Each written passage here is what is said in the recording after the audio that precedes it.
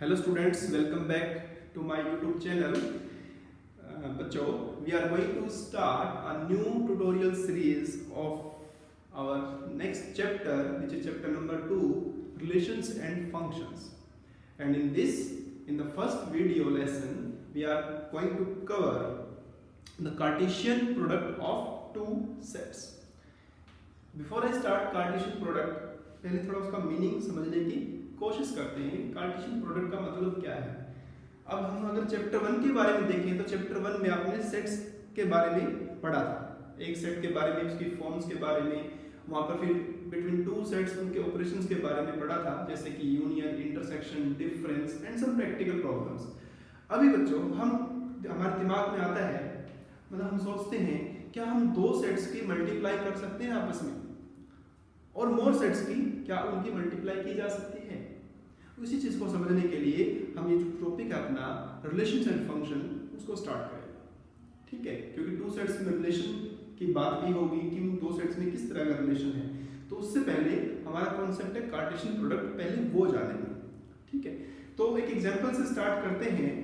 एक लेते हैं कि एक सेट है, मान लो आपके पास a, set a, it has two colours, it has two colors, black and white,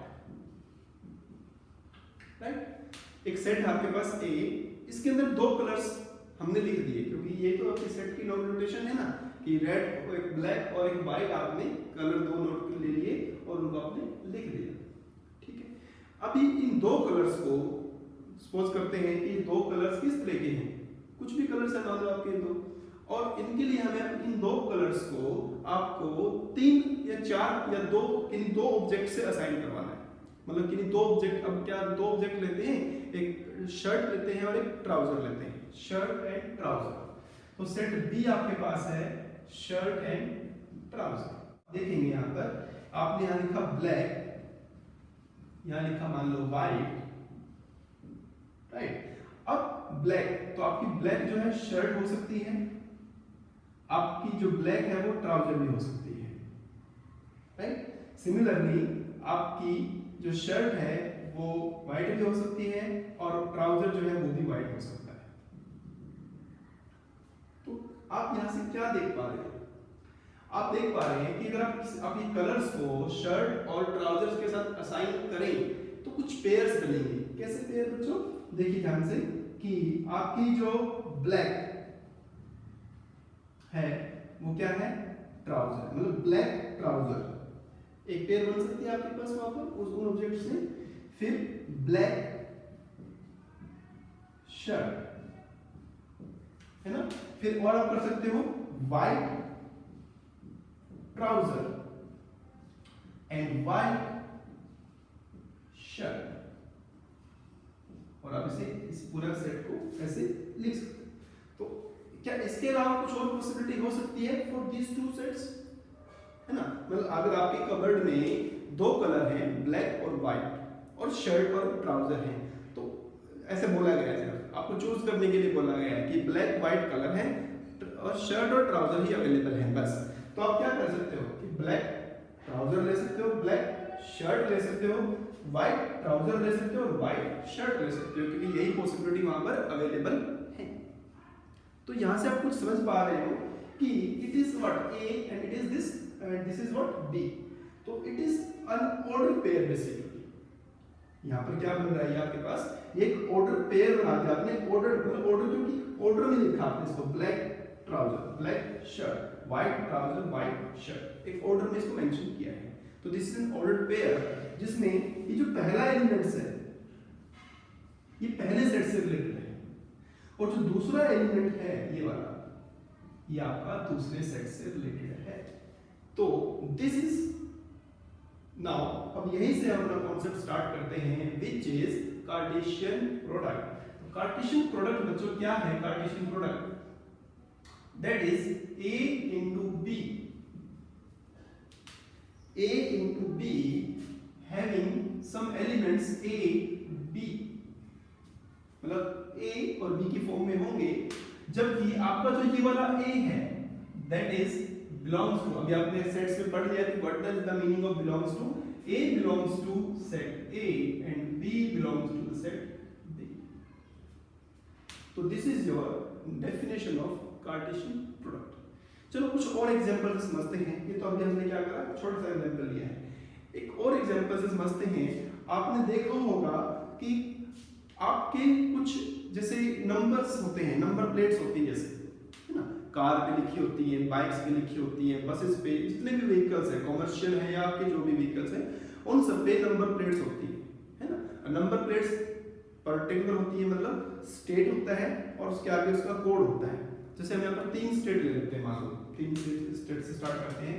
late ए एक सेट है जिसके अंदर 3 स्टेट लिखे गए और शॉर्ट फॉर्म में लिख लिया हमने उसको, हमने लिख लिया DL, दिल्ली के लिए लिख लिया। हमने लिख लिया OR, उड़ीसा के लिए लिख लिया आपने ये, और आपने लिख लिया HR, हरियाणा के लिए लिख लिया, है ना। अब ऐसे ही UP, RJ, है ना, MP, ये आपके शॉर्ट फॉर्म में आप देखते हो कि डिफरेंट स्टेट्स की ऐसे नंबर प्लेट्स हैं। फिर उनके कुछ कोड्स भी होते हैं, हर स्टेट में कोड होते हैं, और वही कोड नेक्स्ट स्टेट में भी हो सकते हैं, 01, 02, 03, बट वो उसमें ये चेंज, उनका सबका आगे वाला ये रहेगा। तो हमने एक सेट मान लिया B which is 01, 02, 03, ये क्या है, कोड्स है, ठीक है।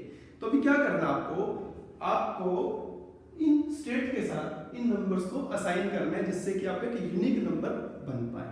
तो कैसे हो सकता है, आप यहाँ ध्यान से देखें, अगर आप इनको असाइन करेंगे तो यहाँ लिखेंगे आप DL, दिल्ली, मतलब ये वाला सेट, फिर आपने लिखा OR, उड़ीसा, ये सेट A लिख रहा हूं मैं, और HR, हरियाणा। इन तीनों के साथ ये आपका 01, 02, 03 जा सकता है। तो आपने यहाँ लिखा 01, 02, 03, तो ये दिल्ली के साथ भी जा सकता है, हरियाणा, इसके यहाँ पर ये 2 भी जा सकता है, 3 भी जा सकता है।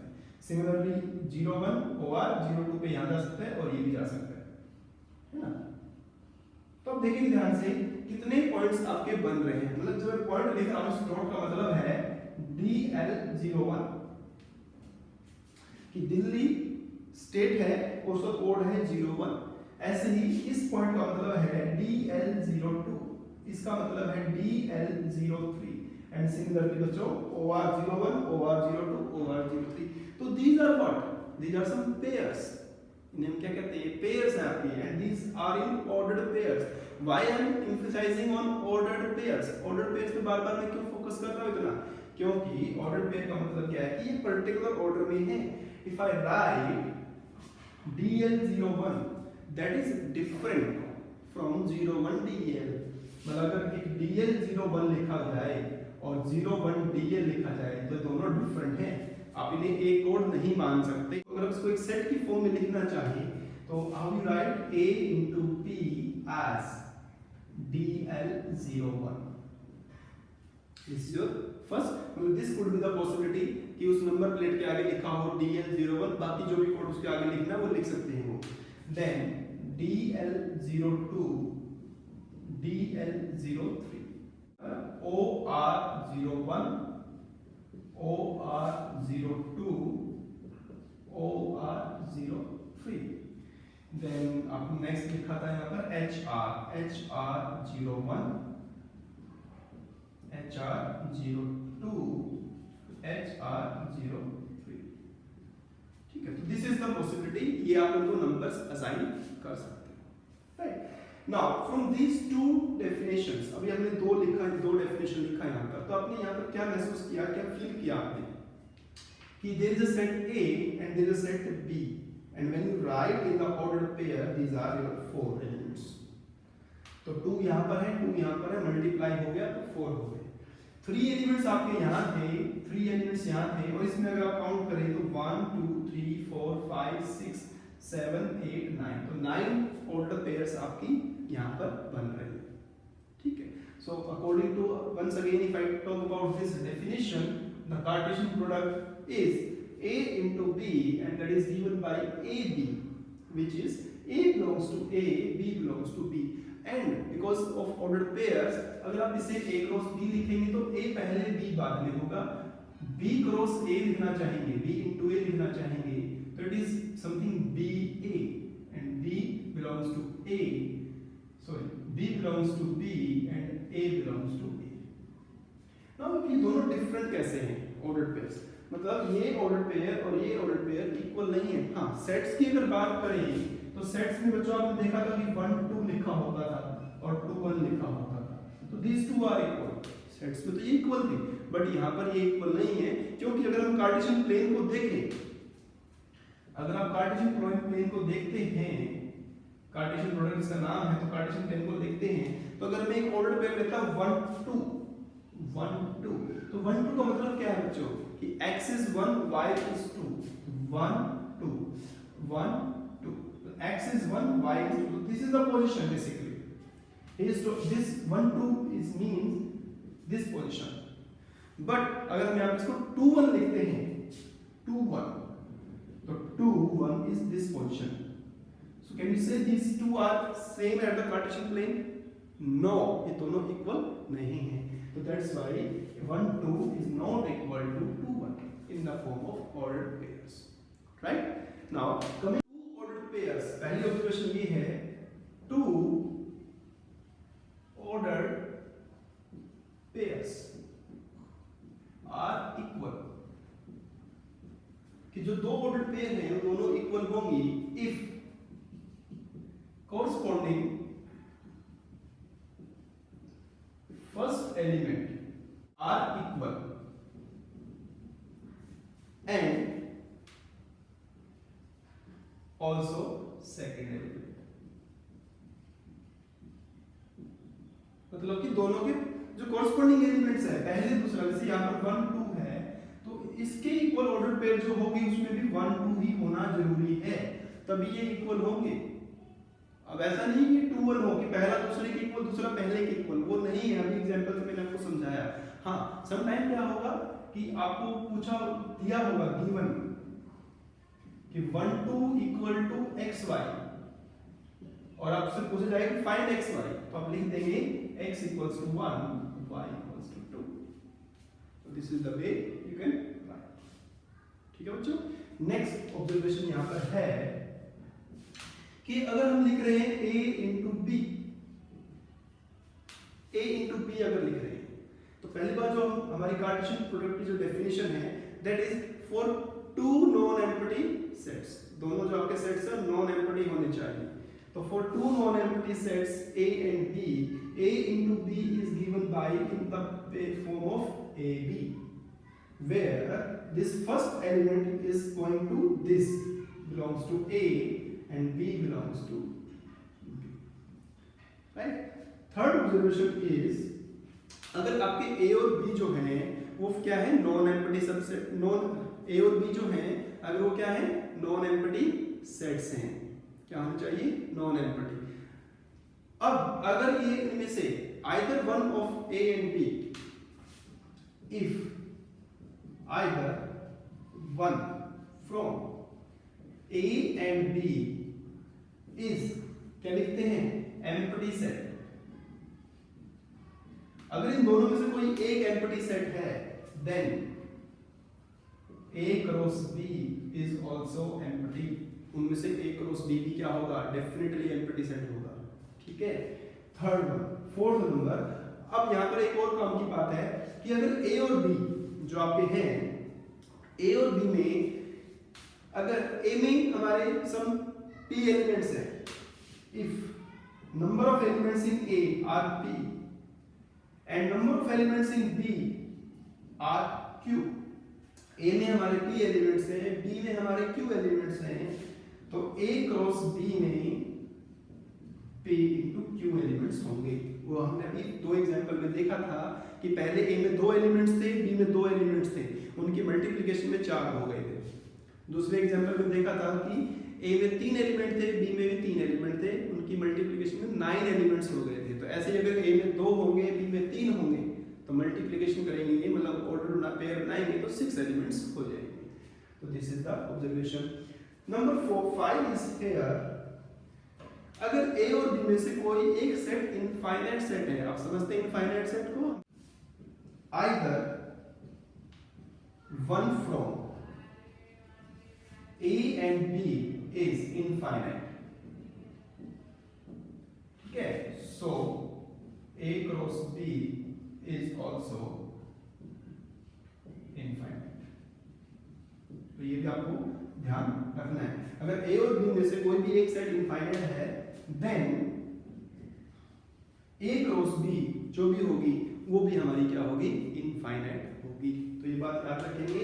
और अगर उनमें से कोई भी एक सेट एम्प्टी है, जैसे कि आप करेंगे, मान लो यहाँ पर A को सेट है आपका मान लो नॉन एम्प्टी और B मान लो कोई भी फाई है यहाँ पर, तो A की फाई से मल्टीप्लाई इज ऑलवेज फाई, क्योंकि जो डेफिनेशन है वो पेयर जब बनेगी जब हमारे पास कुछ एलिमेंट होंगे, तो फाई में तो कोई एलिमेंट है ही नहीं। एक और ऑब्जर्वेशन पढ़ते हैं कि A इंटू A आपने किया तो इसे आपने क्या बोला, ऑर्डर्ड पेयर। ठीक है, अब अगर यहाँ पर आपके 3 हो जाए, A into A will be something like A, B and C, where A, B and C belongs to, क्योंकि अभी हमने सेट तो यहाँ पर A ही लिखा है, and this is known as ordered triplet, and it is known as ordered triplet। ठीक है, जैसे आपने ऊपर वाले का लिखा ऑर्डर्ड पेयर, क्योंकि वो क्या है, टू नंबर्स है वहां पर, टू ऑब्जेक्ट्स, तो उसे बोलते हैं टू डायमेंशनल, जो आपका टू डायमेंशनल प्लेन होता है। और इसके लिए आप बनाएंगे 3 डायमेंशनल प्लेन, मतलब कि यहाँ पर जो आप ये इस पॉइंट इसको आप लोकेट करना चाहेंगे, आगे हम पढ़ेंगे 3D जो 3 डायमेंशनल ज्योमेट्री है उसमें पढ़ेंगे, तो ये आपका x y z 3 सेट आपके हो जाएंगे। Suppose this is set A, ये भी मान लो सेट A है और ये भी मान लो सेट A है, क्योंकि यहाँ पर हमने A लिखा है। तो यहाँ पर जो भी कोई लोकेशन होगी, जैसे कि मान लो मैं इस डिप की बात कर रहा हूँ, तो यहाँ पर कोई लोकेशन की अगर बात करेंगे, यहाँ पर कोई भी पॉइंट लेंगे, तो इट हैज 3 डायमेंशंस, 3 डायमेंशन इसके अंदर। देखिए एक ये वाली है, हाइट है, दिख रही है आपको, दिस इज द हाइट, ये क्या है, लेंथ दिख रही है आपको यहाँ पर देखें, और उधर से जब जा रहा है तो ब्रेड्थ दिख रही है, तो दिस पोजीशन हैज 3 डायमेंशंस, तो दिस इज ट्रिपलेट। अब 3 डायमेंशन ज्योमेट्री जब पढ़ेंगे तो वहां पर इसको अच्छे से समझेंगे। This is your 2 dimension geometry, क्योंकि यहाँ पर आपका 1 और 2 आपको लोकेट करना है, तो दिस इज 1 2 स्पॉट्स, अब इसे 2 डायमेंशन कर सकते हैं। Okay, now coming to the exercise 2.1। So students, your exercise 2.1 बहुत ही आसान सी एक्सरसाइज है। अगर आप कॉन्सेप्ट थोड़ा अच्छे से समझ लेंगे तो क्विकली जो इसके अंदर आपके 9 to 10 क्वेश्चंस हैं, it will take hardly 10 to 20 minutes only, जल्दी सॉल्व हो जाएंगे। तो स्क्रीन पे देख पा रहे हैं, पहला क्वेश्चन है कि if x/3 + 1 minus y, x/3 + 1 y minus 2/3, this is an ordered pair and it is equal to 5/3 1/3, 5/3 1/3। तो these two ordered pairs are equal। अभी थोड़ी देर पहले हमने लिखा था, तो जब भी आपको ऐसा दिया हो और आपको x y की वैल्यू फाइंड करनी हो, then what will you write? You will write on comparing the first element equal to first, because equal दे रखा आपको यहाँ पर, तो first element is x/3 + 1, it is equal to 5/3, and second element is y minus 2/3 equal to 1/3। so from here x/3 equal to, उधर जाकर 1 minus करेंगे तो it is 2/3, so x is 2, and similarly बच्चों your y is 1। आप इस तरह से x y की वैल्यू कैलकुलेट कर सकते हैं जब भी आपको कुछ अननोन फाइंड करना हो। तो एक नंबर में ऐसा क्वेश्चन समटाइम आ जाता है। ठीक है, next, a question A has 3 elements, B has 3 4 5, again 3 elements, find the number of elements in A into B। तो अभी आपको मैंने वो 5 ऑब्जर्वेशन दिया था, उनमें एक फॉर्मूला था कि अगर A में P एलिमेंट्स हैं, B में Q एलिमेंट्स हैं, तो A into B में P into Q होंगे। तो यहाँ पर 3 into 3 बच्चों 9 एलिमेंट्स हो जाएंगे, just you need to write 9 elements. Now question number 3, इसको थोड़ा समझेंगे अच्छे से कि अगर हम ऑर्डर चेंज कर देते हैं तो उससे सेट जो आपके ऑर्डर पेयर्स हैं उस पर क्या फर्क पड़ेगा। तो G 7 8 और H 5 4 2 दिया है आपको थर्ड क्वेश्चन में, G दिया है 7 8 और H दिया है 5 4 3।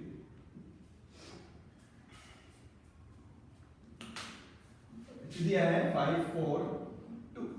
ठीक है, तो बच्चों आपको फाइंड करना है G into H और फाइंड करना है H into G। तो समझने वाली बात ये है बस कि जब G into H करेंगे तो पहले G के एलिमेंट्स ही लिखोगे, तो G क्या है 7, तो 7 5 7 4 7 2, ठीक है।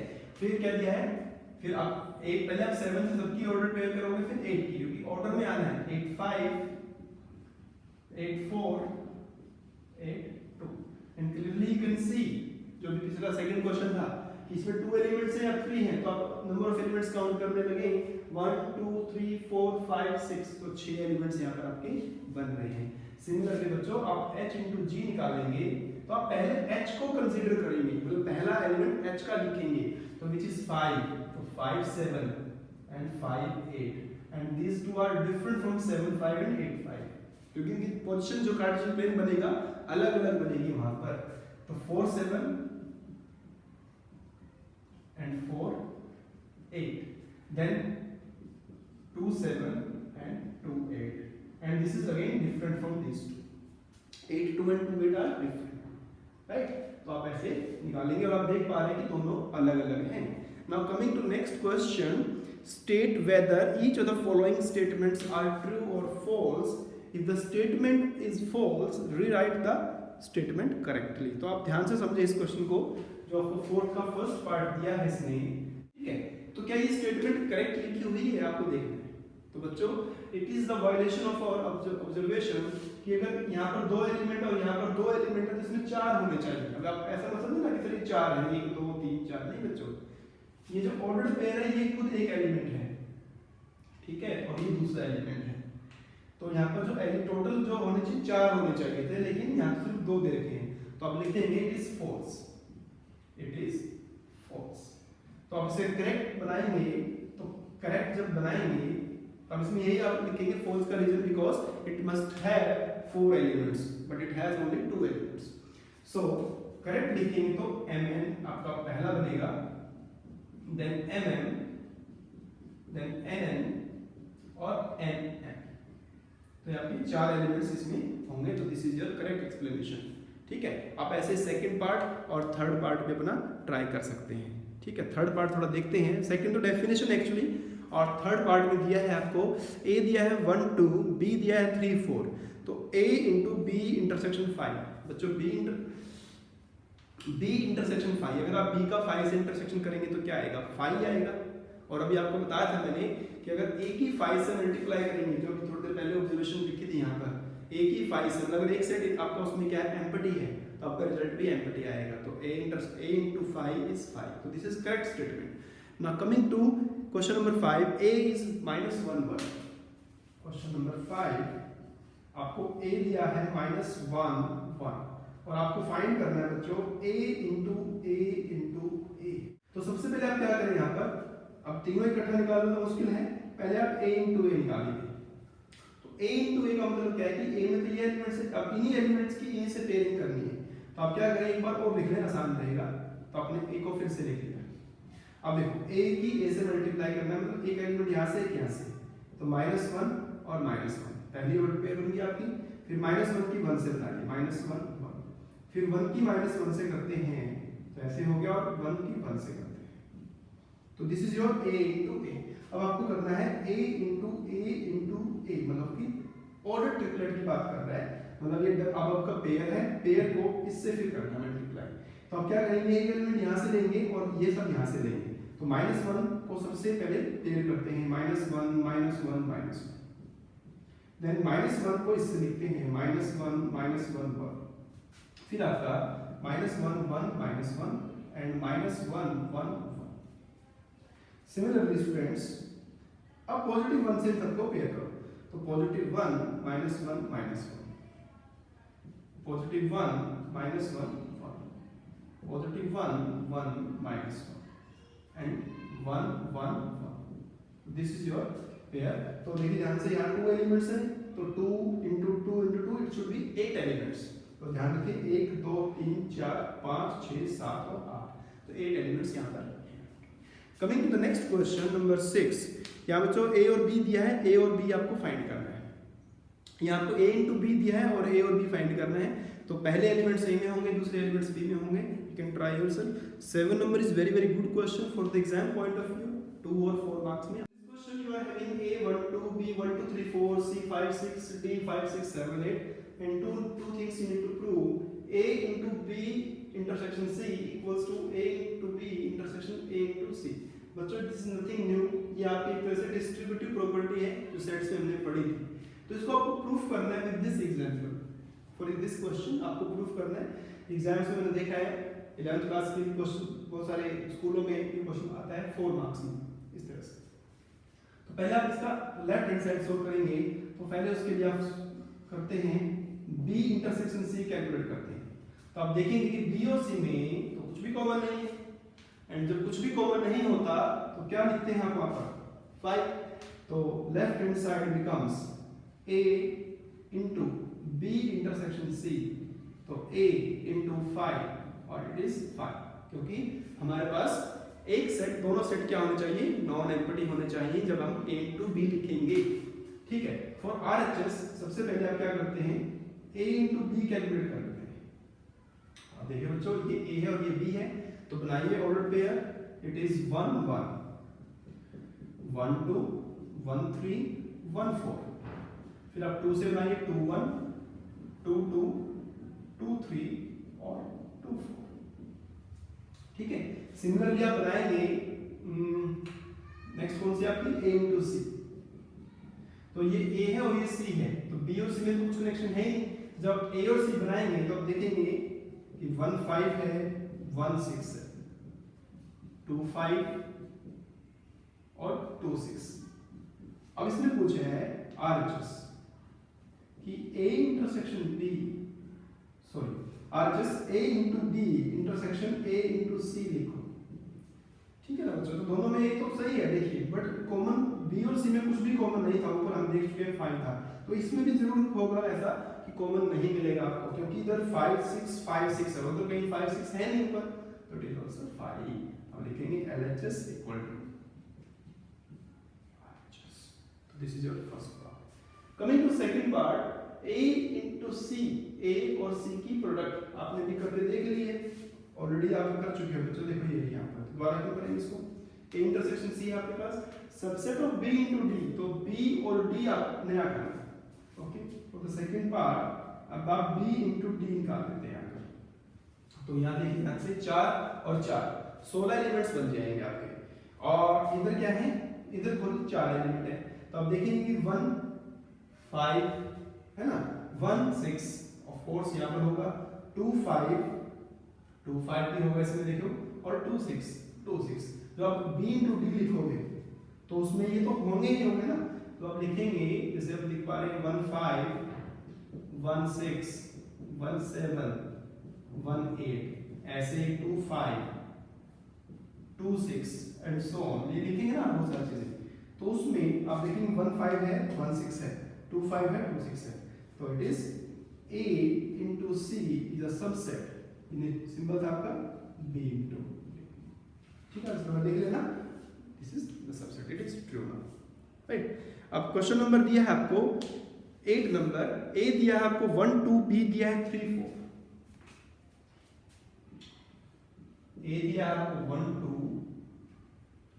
B दिया है 3 4, ठीक है। तो इसने पूछा है कि पहले लिखो A into B। I hope not a big task for you now, बड़े आराम से आप कर पाएंगे इसे। तो इट इज 1 3 1 4 2 3 2 4, ठीक है ना, ये बना लिया आपने।